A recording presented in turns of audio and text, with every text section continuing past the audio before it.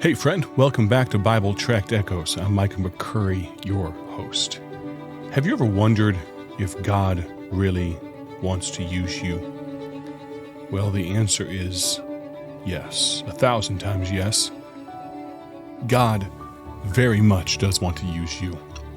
And I'm going to be discussing that very thought in a snippet of a message I'll be sharing with you today. I had the opportunity, as I do often, to preach at a youth camp. I was preaching to maybe 200 teenagers in this particular occasion. I think back to our founder, Dr. Paul Levine, and the innumerable amount of times he preached teenagers in the exact same way, and to stand on the shoulders of giants, to stand in his shoes a little bit and do the same. What a blessing it is. But I'd ask you to listen in, because maybe you've wondered, can God, will God, does God want to use me? The thought and the theme this week is, what's it gonna take? Can God use you? Can he get your attention? You've got to be able to answer that question. What's it gonna take? And friend, we serve such a good God. It's amazing how he will take your dreams, the things that you want to do, and he'll allow them to work inside of his will. I've seen it happen in my life on so many different occasions.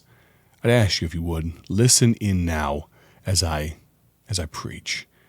I hope it's a blessing, but I hope as well it's a challenge. 80 times. I noticed it didn't take David 80 times. He heard it once and he got his hackles up. He thought, hold up a moment. This ain't right. Somebody ought to do something. Sometimes we as Christians, we live the life of the 4 lepers sitting outside at the gate of the city, and we look at each other like, well, it can't get any worse. I might as well serve God. That's a great reason to serve God. I guess it's better than not serving God, but still. Her fingers are falling off. I might as well go see if the enemy's gonna. But I look out here, and you might think, you've got warts, and you've got imperfections, and you've got scars. But you know what I see? I see a crowd of young Davids who God wants to do a great work with.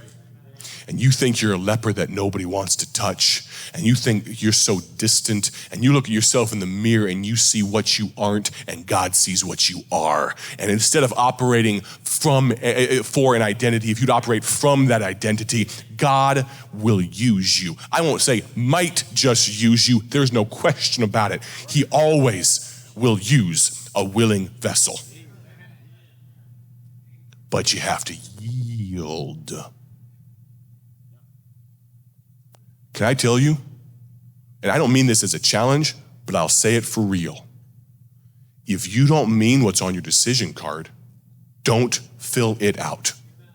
I will be this much offended if nobody hands in a decision card tonight. Because if you don't mean it, keep it. Stuff it. I don't need it, and God surely doesn't need it. We're worried, we deal with young people about false professions of our faith. I'm concerned about a lot of Christians that are saved with a false profession of faith. They know they're saved, but it's all false beyond that. They know they're saved, and they've got nothing built on the foundation. What's it gonna take? You know what those men thought after David did what he did? If Goliath would have come out an 81st time, I would have been right there. I got that. I was just getting warmed up. I had ordered a new sword on Amazon. It was running late.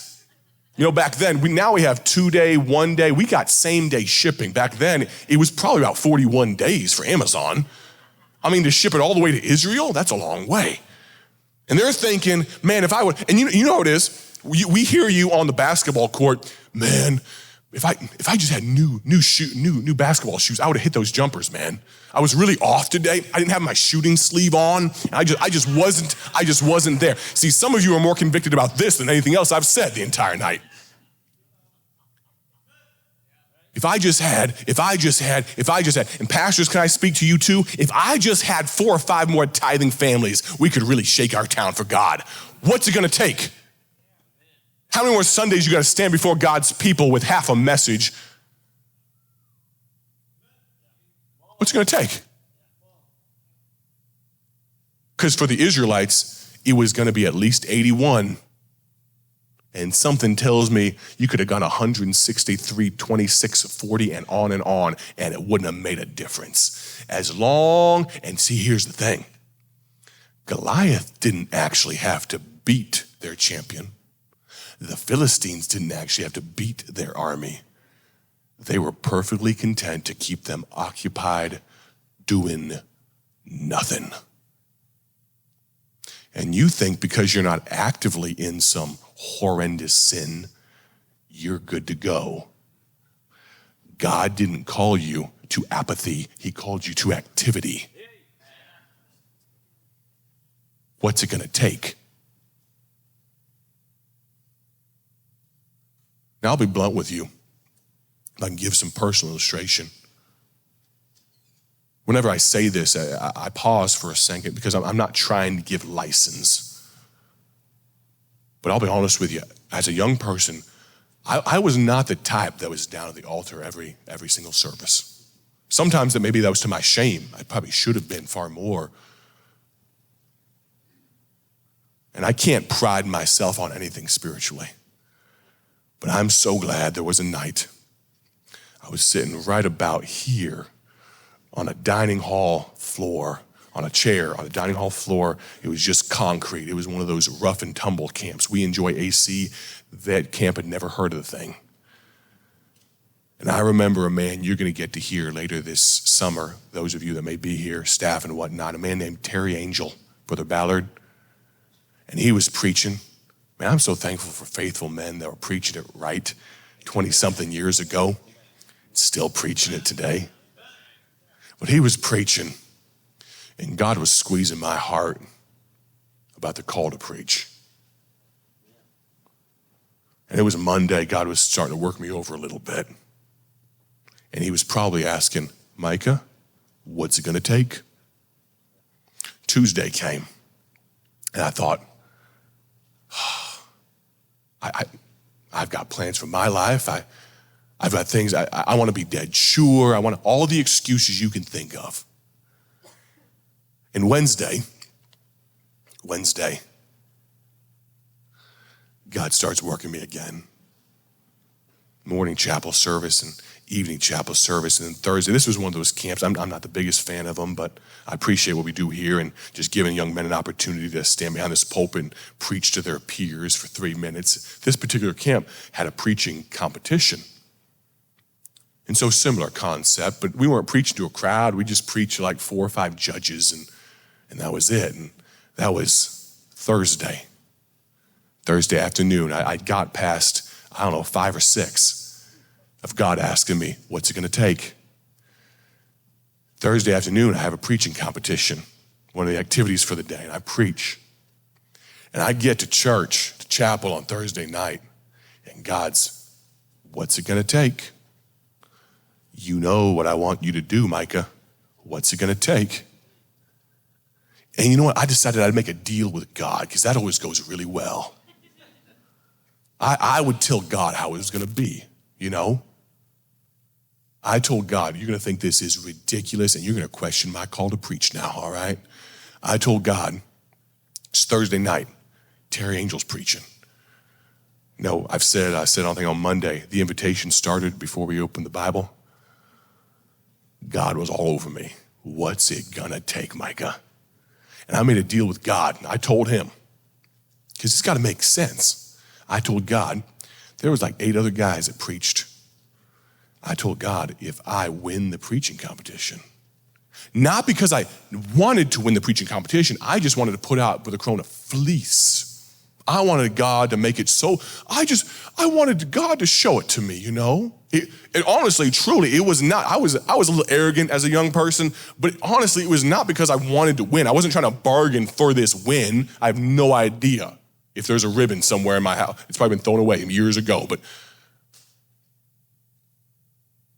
But I told God, if I win, and they were going to announce it on Friday morning when they give out all the awards. So God, let me get through Thursday night with you asking me what's it going to take, and I'll answer you tomorrow because the answer is a blue ribbon.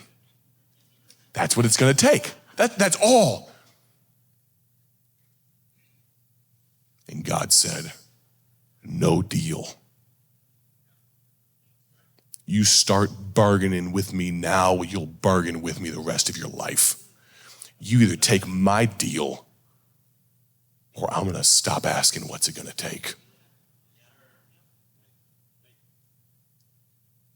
I still remember the puddle of tears right here. Some from me, some from my pastor, as I finally came forward and said, God, preaching competition be hanged. I know what you want me to do.